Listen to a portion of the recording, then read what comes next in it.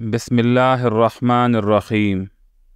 اسلام کی تاریخ میں جنگ فجار ایک اہم واقعے کے طور پر یاد کی جاتی ہے، جو اسلام سے پہلے کے عربوں کے قبائلی نظام اور ان کے رسم و رواج کا ایک عکس پیش کرتی ہے۔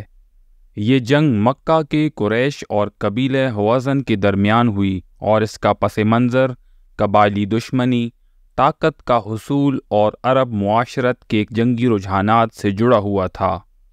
اس جنگ کا ذکر اسلامی تاریخ میں اس لیے بھی آتا ہے کیونکہ اس وقت حضور صلی اللہ علیہ وآلہ وسلم نوجوانی کے دور میں تھے۔ فجار کا مطلب ہے وہ جنگ جس میں حرمت کو پامال کیا جائے۔ عرب معاشرے میں حرمت والے مہینے ذوالقعدہ، ذوالحجہ، محرم اور رجب یعنی ان مہینوں میں جنگ کرنا ممنوع تھا، تاہم جنگ فجار میں ان مہینوں کی تقدیس کو پامال کیا گیا، جس کی وجہ سے اسے فجار کہا گیا۔ یہ جنگ قریش اور قبیلہ ہوازن کے درمیان ہوئی۔ ہوازن ایک طاقتور اور جنگجو قبیلہ تھا جو کہ مکہ کے قریش کے ساتھ مسلسل دشمنی میں مبتلا رہا۔ جنگ کا آغاز ایک تجارتی قافلے پر حملے اور اس کے نتیجے میں پیدا ہونے والے تنازع سے ہوا۔ یہ جنگ 4 مختلف مراحل میں لڑی گئی اور کئی سالوں پر محیط تھی۔ ہر مرحلے میں مختلف قبیلے شامل ہوتے گئے اور لڑائی شدت اختیار کرتی گئی۔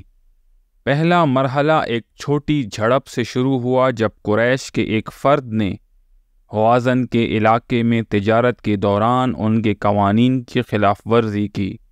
اس بات پر ہوازن کے افراد ناراض ہو گئے اور دونوں طرف سے طاقت کا مظاہرہ کیا گیا۔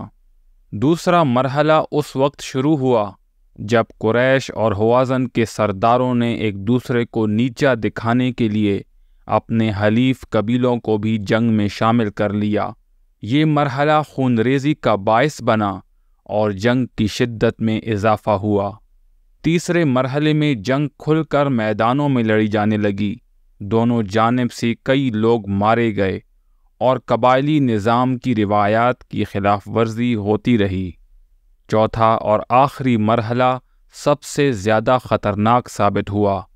اس میں کئی اہم قبائلی سردار قتل ہوئے اور دونوں جانب کے نقصانات نے قبائلی سرداروں کو صلح کرنے کی طرف مائل کیا۔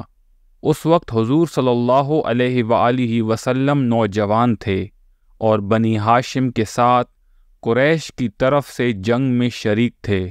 آپ صلی اللہ علیہ وآلہ وسلم نے اس جنگ میں براہ راست تلوار نہیں اٹھائی بلکہ اپنے چچا ابو طالب کے ساتھ شامل تھے اور تیر اٹھانے اور جنگجوؤں کی مدد کا کام کیا۔ اس وقت کے حالات نے حضور صلی اللہ علیہ وآلہ وسلم کو عرب معاشرے کے قبائلی نظام، جنگی رجحانات اور خونریزی کے انجام کے بارے میں گہری بصیرت دی۔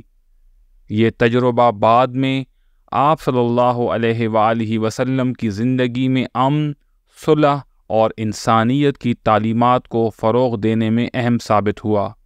بالآخر دونوں جانب کے سرداروں نے محسوس کیا کہ اس جنگ سے کسی کو فائدہ نہیں ہو رہا اور نقصان بہت زیادہ ہو رہا ہے۔ صلح کا معاہدہ ہوا اور جنگ کا خاتمہ ہو گیا۔ اس کے بعد عرب قبائل میں یہ طے پایا کہ آئندہ حرمت والے مہینے میں جنگ نہیں کی جائے گی اور اسی بات کو سختی سے نافذ کیا گیا۔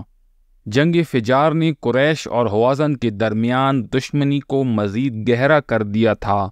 یہ دشمنی اسلام کے ابتدائی دنوں میں بھی نظر آئی جب قبیلہ ہوازن نے غزوہ حنین میں مسلمانوں کے خلاف لڑائی کی۔ عرب معاشرے نے محسوس کیا کہ جنگوں سے صرف نقصان ہوتا ہے اور امن کے قیام کی ضرورت بڑھ گئی۔ یہی وجہ تھی کہ بعد میں حلف الفضول کا معاہدہ ہوا، جس میں حضور صلی اللہ علیہ وآلہ وسلم بھی شریک ہوئے۔ اس جنگ نے آپ صلی اللہ علیہ وآلہ وسلم کو معاشرتی ناانصافی، جنگی مظالم اور انسانیت کی خدمت کے پہلوؤں پر غور کرنے کا موقع دیا۔ یہ تجربہ بعد میں آپ صلی اللہ علیہ وآلہ وسلم کی تعلیمات کا حصہ بن گیا، جن میں امن، عدل اور بھائی چارے کو ترجیح دی گئی۔ امید ہے آج کی ویڈیو آپ لوگوں کو پسند آئی ہوگی۔